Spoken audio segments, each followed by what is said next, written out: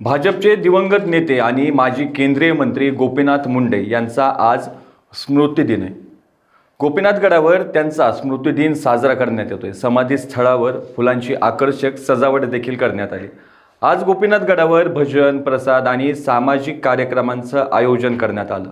यावेळी मंत्री पंकजा मुंडे यांनी देखील पत्रकारांशी संवाद साधला। साहेबांची पुण्यतिथी त्यांना समर्पित अशा दिवस साजरा करावा, पण बऱ्याच संख्येने लोक आलेले आहेत, कार्यकर्ते आलेले आहेत। बऱ्याच लोकांनी माझ्या आव्हानाचं पाळून आपापल्या ठिकाणी पुण्यतिथीचा कार्यक्रम घेत आहेत। तर प्रतिसाद आव्हानाला दिल्याबद्दल सगळ्यांचे मी आभार मानते। आज अत्यंत साध्या पद्धतीने मुंडे साहेबांना आम्ही त्यांचं आवडतं सगळं जेवण नैवेद्य दाखवला। मुंडे साहेबांसाठी कीर्तन चालू आहे।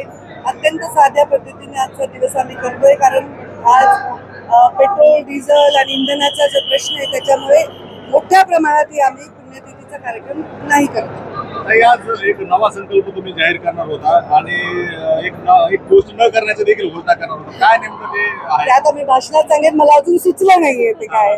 जेव्हा सुचेल ते स्वयंप्रेरणेने। साहेब जाऊन 12 वर्ष झाले, आज नेमका कुठल्या गोष्टी त्यांची कमी जाणवते की कुठली गोष्ट प्रत्येक गोष्टीत कमी जाणवते आम्हाला। प्रत्येक घासाला, प्रत्येक श्वासाला आम्हाला मुंडे साहेबांची कमी जाणवते। त्यांचं काय ते एक महात्म्य होतं की त्यांच्या जाण्यानंतर अजूनही एवढाच आम्हाला त्यांच्याविषयी मोकळी जाणवते। मोकळी करून निघू शकत नाही। सामाजिक दरी वाढली महाराष्ट्रातली, समाजामध्ये तेढ निर्माण झाले। गोपीनाथ मुंडे असते तर ही वेळ आली नसती।